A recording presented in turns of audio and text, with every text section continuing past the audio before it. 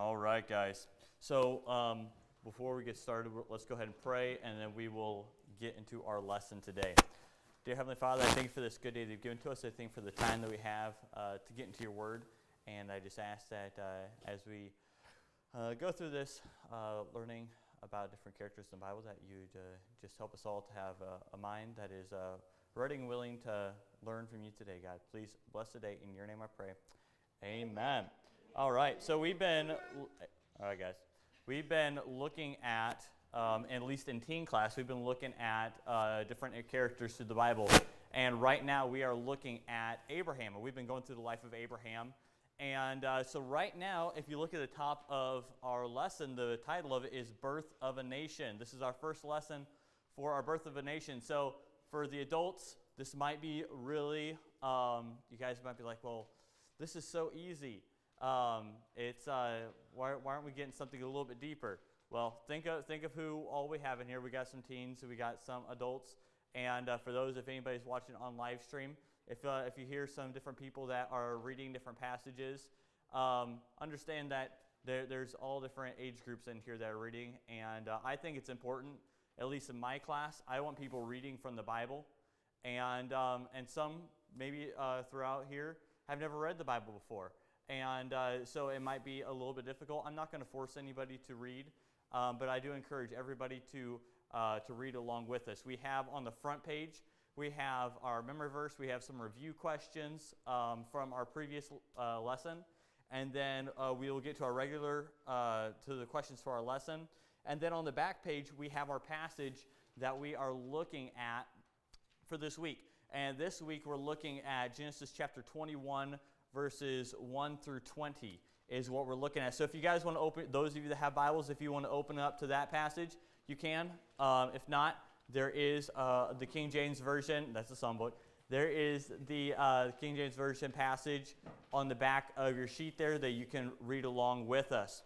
So I will have different individuals read 2 verse sections. You can kind of see there on the back page where it'll say there's verse 1, then 3, then 5, and 7, and going in odd order. Those are all 2 verse sections that I'll have different people read, and those of you that are reading, I'll ask you to read into a microphone just so that everybody can hear.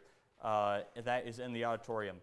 All right, so going into the first part, going to go to the front page there, we got our memory verse.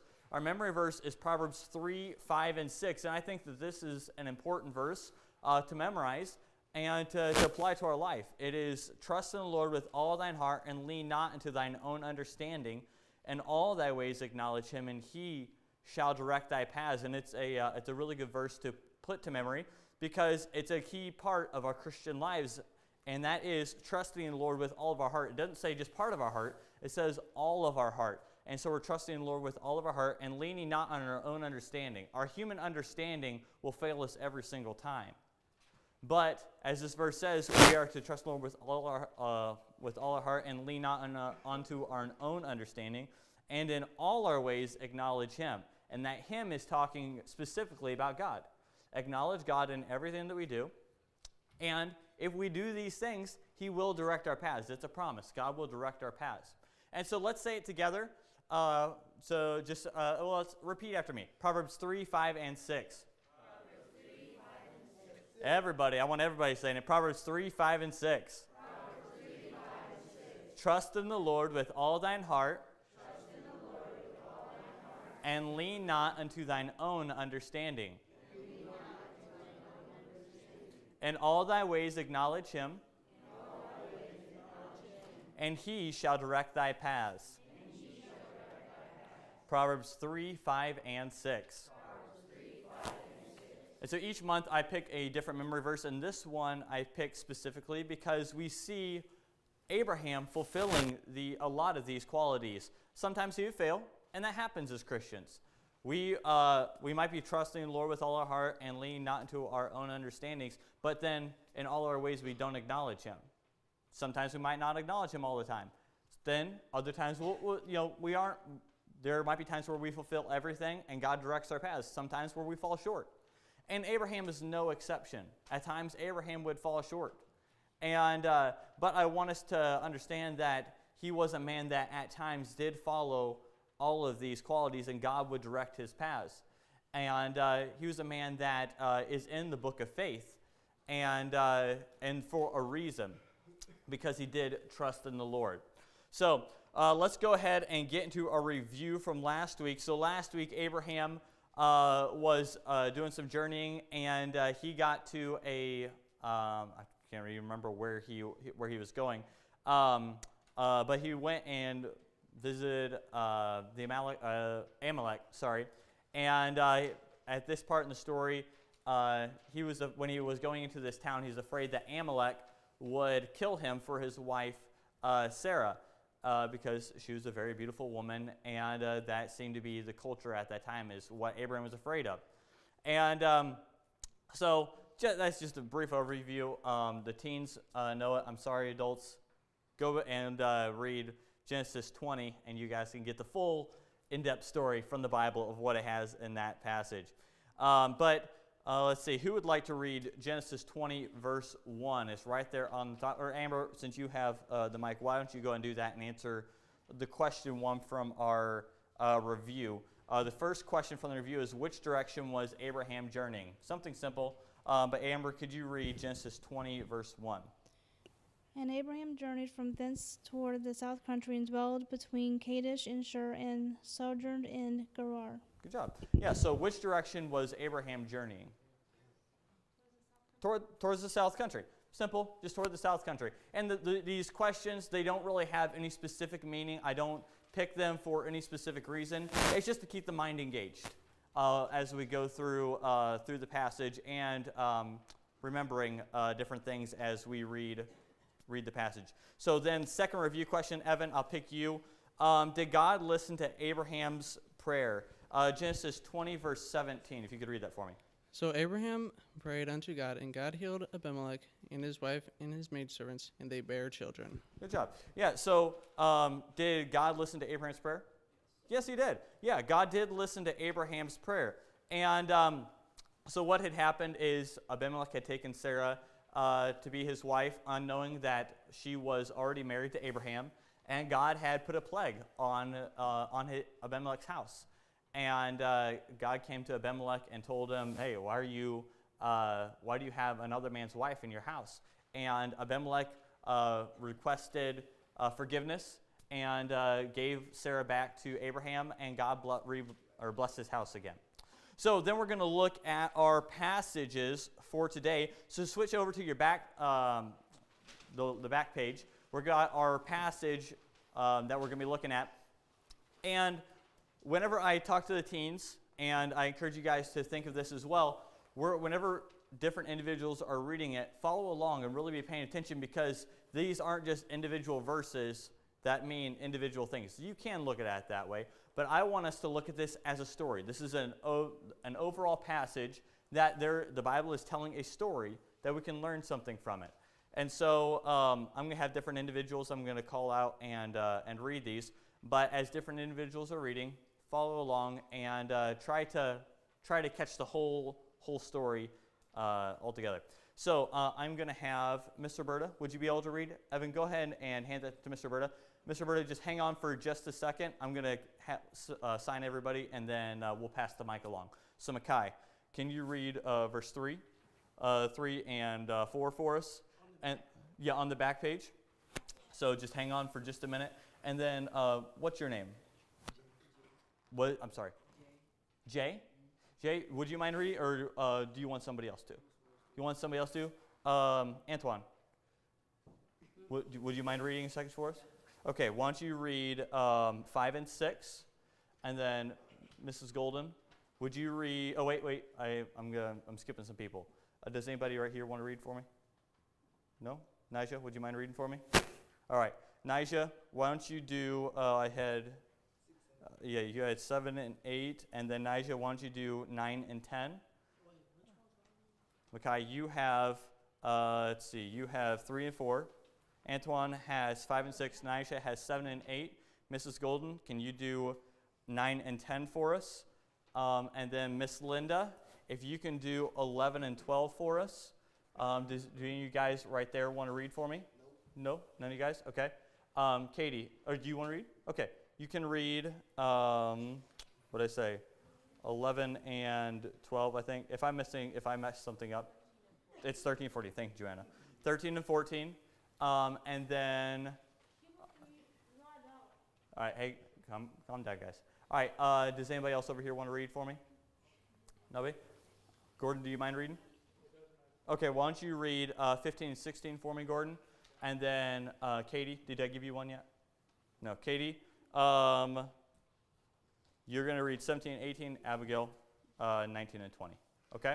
All right, so just pass the mic around, and Mr. Roberta, I can pass it back to Nigel, or Nigel's right there, and you can just pass it back to her. So who is starting? Is Mr. Roberta, you're starting for us?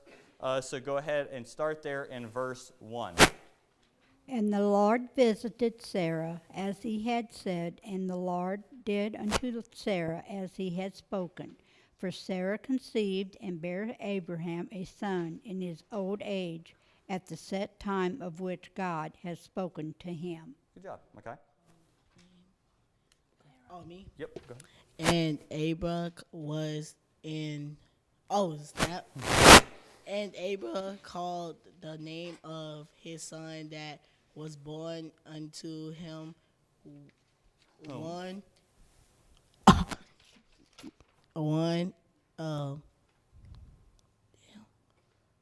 Unto him, whom Sarah? What was that, bro? Sorry, where you? Go ahead and start over real quick. I'm sorry, I lost where you were at. And Abram called the name of his son that was born unto him one. Whom? Huh? Whom? Whom Sarah bare to him Isaac and Abram. What's that word? Abraham? Abraham. Circumcised? Circumcised his son Isaac, became Being 8. It's okay, guys. being 8 days old, as God had commanded him. Good job. Nice. All right, Antoine? All right, hey, guys. We're reading the Bible. Let's focus up. Verse 5 there, Antoine. Who did Sarah see? No. And on the back, are you on the back page? Yeah, I'm on the back. 5 and 6. Oh, I was on the wrong one. 5 and there's 2 verses there. Go ahead. Was 800 years old when his son Isaac was born unto him. And Sarah said, God had made me to laugh, so that all that here will laugh with me. Good job. Nice. Go and pass it over to Mrs. Golden, Antoine. All right, and then Ms. Roberta, could you pass it back to Nijah? So Nijah, 7 and 8 there. And she said, who would have said unto Abraham that Sarah should have given children suck? For I have borne him a son in his old age. And the child grew and was weaned. And Abraham made a great feast the same day that Isaac was weaned. Good job. And then Nijah, if you could pass that over to Miss Linda. Mrs. Golden, 9 and 10. And Sarah saw the son of Hagar the Egyptian, which she had borne unto Abraham, mocking. Wherefore she said unto Abraham, Cast out this bondwoman and her son, for the son of this bondwoman shall not be heir with my son, even with Isaac. Nice. All right, and then Miss Linda. And the thing was very grievous in Abraham's sight because of his son. And God said unto Abraham, Let it not be grievous in thy sight because of the lad, and because of the bondwoman, in all that Sarah has said unto thee, hearken unto her voice. For in Isaac shall their seed be called. Nice job. Do you have the mic? Mom, could you pass the mic over to her?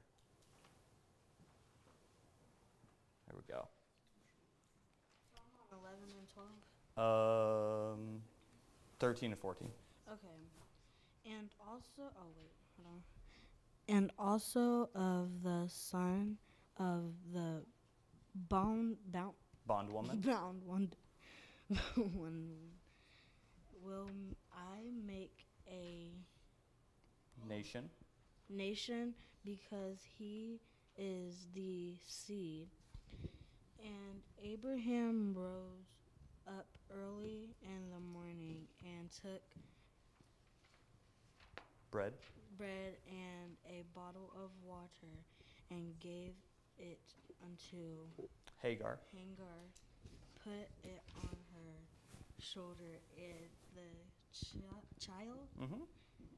and sent her away. And she disappeared and Departed. departed.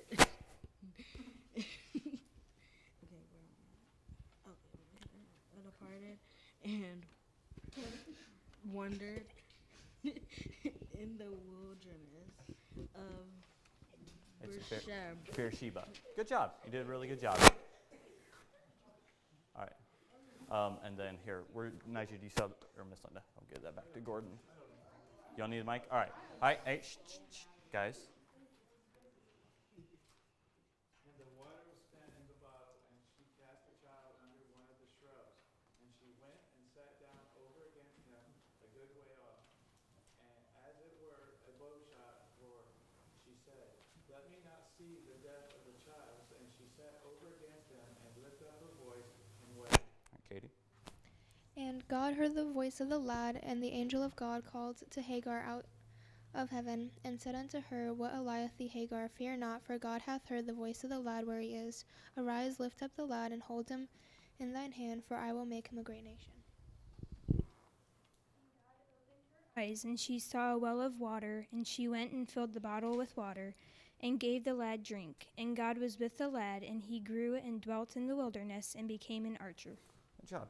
All right, so this is a story of the birth of Isaac, and then Abraham's first son that we hear about in Scripture, Ishmael. And Ishmael was not a son of Sarah. Ishmael, as we see here and in previous chapters, was the son of Hagar, the handmaid of Sarah. And Sarah had given Hagar to be Abraham's wife so that they could have children together, so that Abraham could have a child. And so we're looking at this and just understanding or reading through the passage and just learning about Abraham and what's going on in this passage. So if we look at the front page, question 1, we're going to get some review here. What did Sarah conceive? What did Sarah conceive? Let's see here. Yeah, I'll just let you guys raise your hands and answer the questions for me, teens. I'm going to let an adult answer, and then I want a teen to answer. Okay? And so, let's see what time we got. Yeah, I think we'll be fine. Amber, who has the mic? Katie? Hand me the mic. So whoever has it, I'm going to pass off this mic, and you can read. But Amber, you said you were going to start with us. So what we do with our questions is I have the question, then I have the verse that the answer to the question is in. And so I'll have you read the verse and then answer the question for us. So question 1, what did Sarah conceive? Amber, could you read Genesis 21:2 for us? For Sarah conceived and bare Abraham a son in his old age, and at the set time of which God has spoken to him. All right, so what did Sarah conceive? A son. A son. Yeah, Sarah had conceived a son. So that's the answer to question 1. We got 10 questions here. And so what did Sarah conceive? Sarah conceived a son. And the amazing thing about this is how impossible this truly is Abraham is 100 years old, and Sarah would be 90 years old at this time, if my memory serves me correctly. And so Sarah is far beyond the age where physically having a child is capable. She's far beyond this point. And Abraham is past that as well. But God performed a miracle in the son. And while performing this miracle, he also fulfilled a promise. And that promise was for Abraham to have a son, and from that son a great nation would be born. Abraham's son would be Abraham was the father of many nations, is what the Bible tells us. And his son that is born here would be the next line in that great generation. And nowadays, we know that nation to be the nation of Israel. Israel is the nation but Abraham is the father, and the nation of Israel was the promise that God gave to Abraham back here in Genesis. All right, so I need a teen for question 2. What name did they give their baby? Evan, why don't you go ahead and read that and answer the question for us. His son, which that was born unto him, whom Sarah bare to him, Isaac. Yeah, so what was the name that they gave their baby? Isaac. Isaac was the name that Abraham had given to their son. And just as any other child, he was a very special individual, but he was given a name, and that name was Isaac, and he was going to be the second, the heir of that promise that God had given. So question 3, how old was Abraham when Isaac was born? Antoine, you wanted to read that? Well, actually, Antoine, I'm going to let an adult, and then you can have the next one, okay? Mr. Birdie, you want that one? All right, so question 3, how old was Abraham when Isaac was born? Go and read. This is, just one verse there, Genesis 21, verse 5. And Abraham was 100 years old when his son Isaac was born upon him. Yeah, so how old was Abraham when Isaac was born? 100 years old. 100 years old. And that, honestly, it's so amazing how God allowed this miracle to take place, because 100 years old, nowadays, very few people will even reach 100 years old. But Abraham and Sarah are having children at 100 years old. And I can't remember the exact age of how old Abraham went on to be, but he was, I believe, if I remember right, Isaac was in his 40s whenever he got married, and Abraham was still alive. So Abraham was at least in his 140s. I'm sorry, I didn't do the research and figure out how old Abraham actually passed away at, but we will learn about that in teen class in future weeks. So that was question 4. How old was Abraham when Isaac was born? 100 years old. Question 4. What did Sarah say that God made her to do? Sarah said that God had made her to do something. Antoine, go and answer that one for us. Pass that over to Antoine for me. That's question 4 there, Antoine. Genesis 21, verse 6. 21 verse 6. Do you see that one there? Yeah. Okay.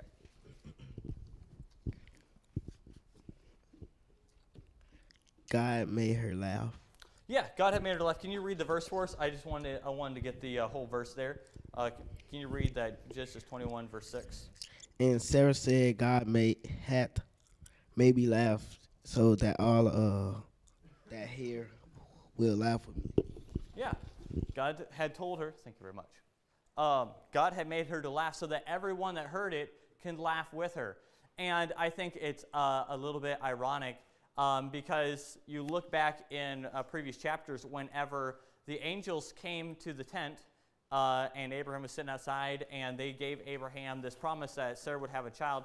In fact, remember correctly, this was the second time that this promise had been told to Abraham,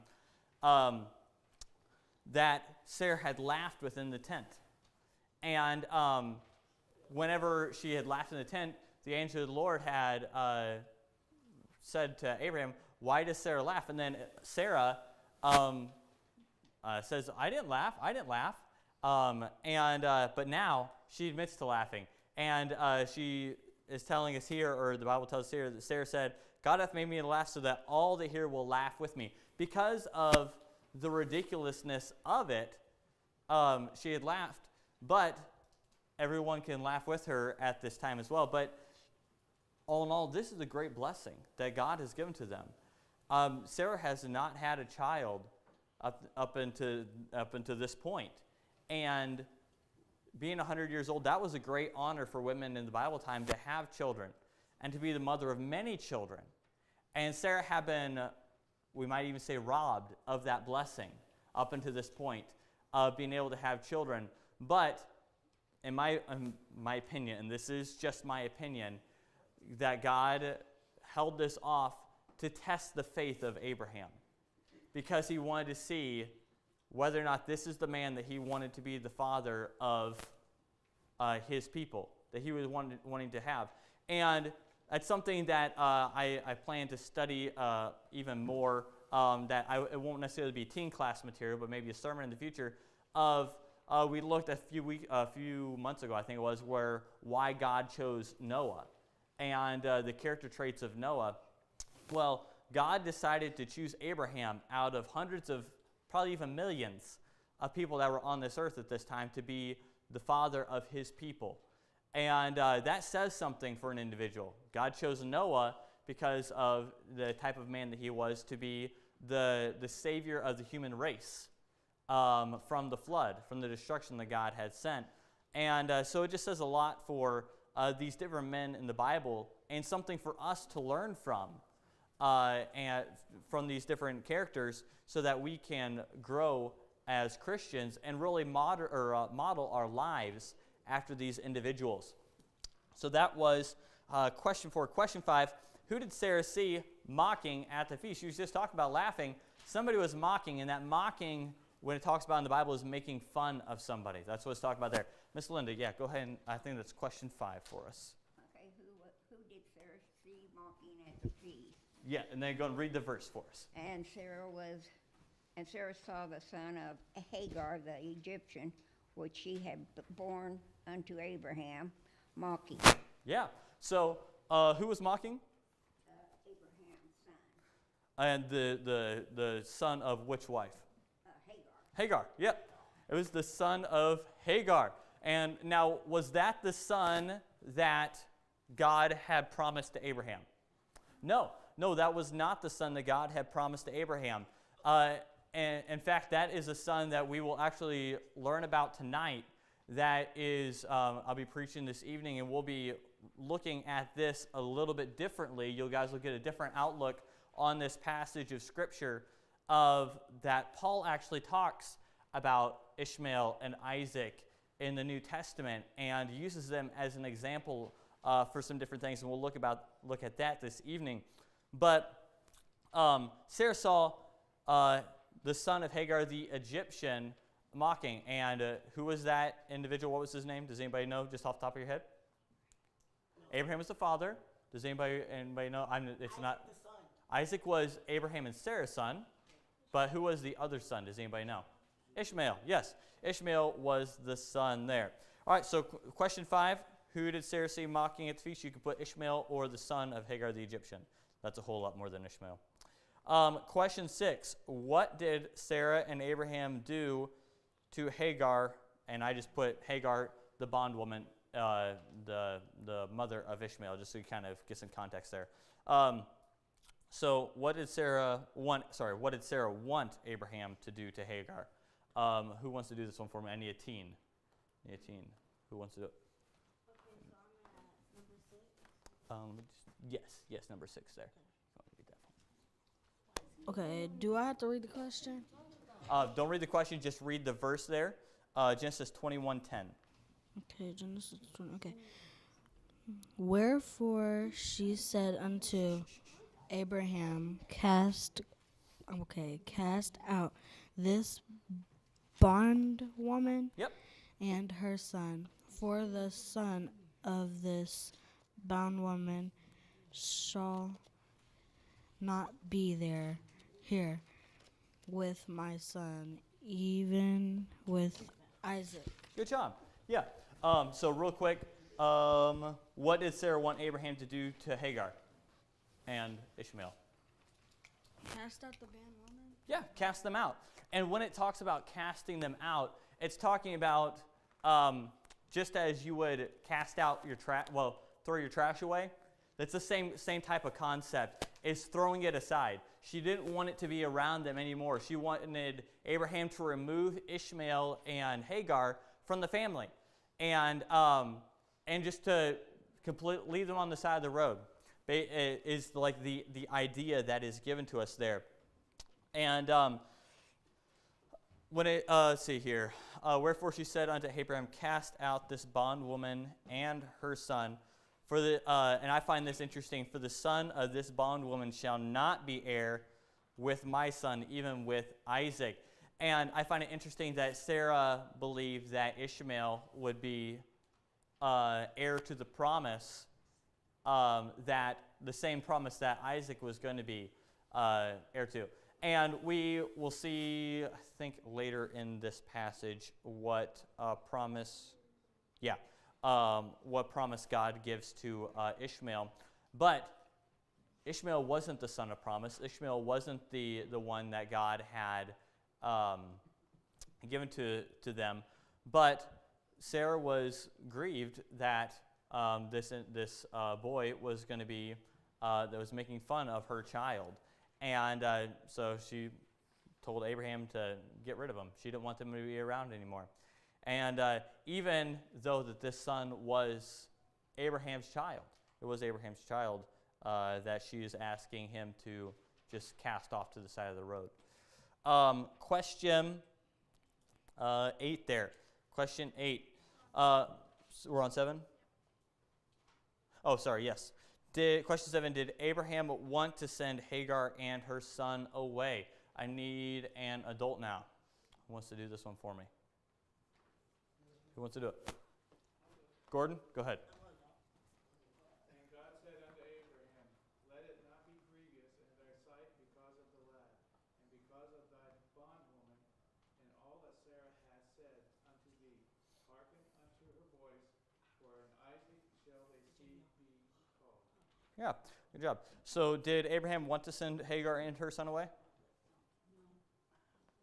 No, he didn't. And it used the word grieved.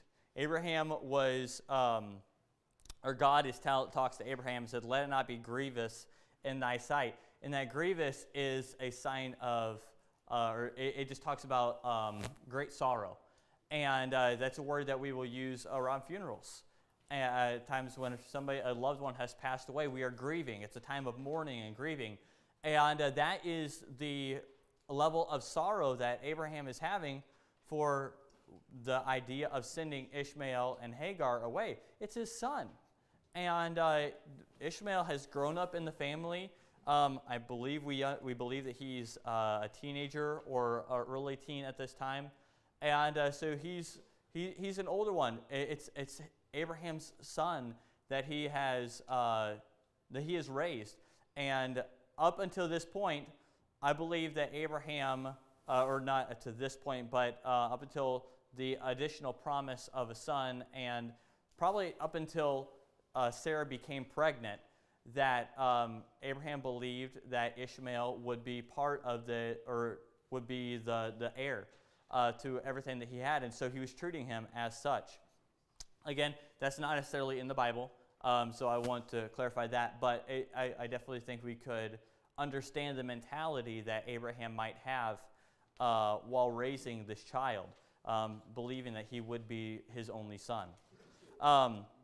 So question 8 we have. Question 8, where did Hagar cast her child? Where did Hagar cast Ishmael? Who wants to do that one? Miss Linda, you want? I want a teen to do this one. Nija, you haven't done one yet. Why don't you read that passage there? I believe it was question 8 there. Question 8, where did Hagar cast her child? And the water was spit in the bottle, and she cast the child under one of the shrubs. Yeah, so Hagar cast her child under one of the shrubs, and the reason why would be for the shade and things. But Abraham had sent Hagar and Ishmael out into the wilderness. He had sent them out, wherever we had said he had cast them out, and he had sent them into the wilderness with a little bit of food and some water to last them, however many days. We don't know exactly how long he was, how many days they had provisions for, but he had given them food for provisions for a couple days, and the water was spent. They're out in the desert. How many guys? I was just outside yesterday, and I was golfing yesterday after. Well, no, I was on the driving range before I went golfing yesterday afternoon, and it was hot outside, and I could really tell that it was hot outside. My tongue was getting a little bit parched, and I was sweating a lot. It wasn't fun, so I can imagine the need for that water was really great, and even out in the wilderness, it's probably even more intense than what we have around here. We have a lot of humidity and things, but over in Israel, never been there, but I can imagine that it would be really rough. And so the water is spent, so she cast her child up under one of the shrubs, and probably to get him out from under the sun. Yeah, Antoine, you can have the next one. Whose voice did God hear? Question 9 there, Antoine. And God heard the voice of the lad, and the angel called God a Hagar out of heaven and said unto her, Let thee, Hagar, not fear. The God that heard the voice of the lad, where is he? Yeah, so thank you. Let's see. Yeah, so, and God heard the voice of the lad, and the angel of God called to Hagar out of heaven and said unto her, What aileth thee, Hagar? Fear not, for God hath heard the voice of the lad where he is. And I find that really interesting, that God didn't hear the voice of Hagar, or he doesn't mention that it was Hagar's voice that he heard, but it was the lad's voice that he heard. And whether or not the child was just calling out for water, or if Abraham had taught him about God, and Abraham had taught him the things of the Bible, again, things that I don't know for certain, but Abraham was a very godly man, and he believed in the Lord, and he trusted in the Lord. He was in the book of faith for a reason. And for me, I would believe that Abraham would pass this knowledge off to Ishmael. And so Ishmael probably would have believed in the Lord, and Ishmael at this time may have been praying to the Lord and asking for water and asking for deliverance from the tribulation that they were going through at this time. Again, I don't know if that's if that actually what happened, but I want us to think about these things and really ponder them, because really think about who Abraham is, or even not just Abraham, but the different characters in the Bible. Think about who they are and how it would affect the people around them. And you necessarily can't preach it as gospel about different things that they might do, but I think it would be very probable that these would be what happened, or these things would be what happened. Then question 10, question 9's answer was the lad's voice. Then question 10, when God opened her eyes, what did she see? Question 10, who wants to read that one? Abigail? Sorry, Miss Linda. Abigail's going to finish it out for us. And then just shut the mic off once you're done, Abigail. And God opened her eyes, and she saw a well of water, and she went and filled the bottle with water and gave the lad to drink. Yeah, so when God opened her eyes, what did she see? Yeah. What? Well of water. Yep. She saw a well of water, and she went and filled the bottle with water and gave it to the lad to drink. And so again, I find it so interesting that the Bible tells us that God heard the prayer of the lad, but then he speaks to Hagar. And if God heard the prayer of the lad, why didn't God talk to the lad? I don't know. I don't know the answer to that one. But I find it really interesting that there is that God answers a prayer. God answers this person's prayer, but he speaks to this individual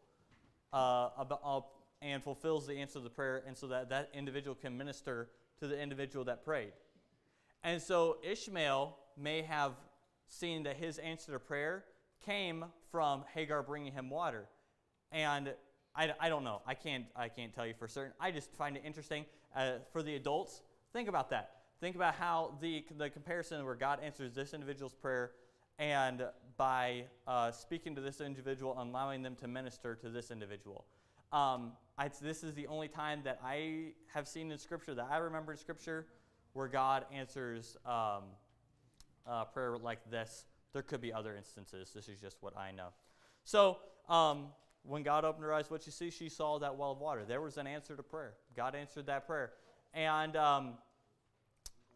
so think about this passage. I try not to get too deep with the teens. I try not to get in too much. but I want, as teens, I want you guys to be thinking about our memory verse, trust in the Lord with all thine heart. At this passage, I believe that Ishmael and Hagar were trusting in the Lord to provide for them. And that is why God fulfilled their needs. And lean not into your own understanding. Ishmael and Hagar, in this passage, there was no way that they could see, I can't imagine that there was any way that they could see how God will fulfill that promise or fulfill their need. There was no way. Because in their own mind, there was nothing that they could see that would bring them water. But does God need just what we can see? No, God can fulfill needs that we have with things that we can't see. And that's what he did here. They didn't lean on their own understanding. They trusted in God.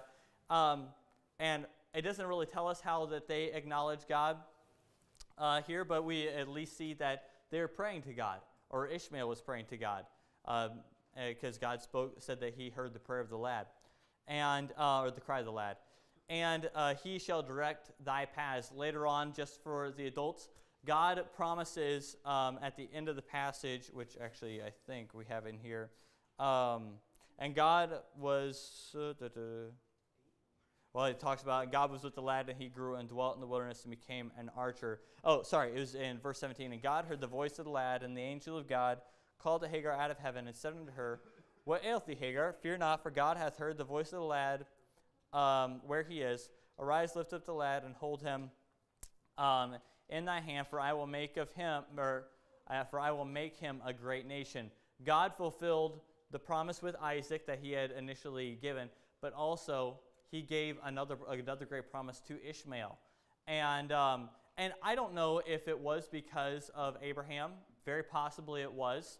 But it could have been because of the faith of Hagar and Ishmael here in this passage, because we don't see the promise of Ishmael's great nation coming to Abraham.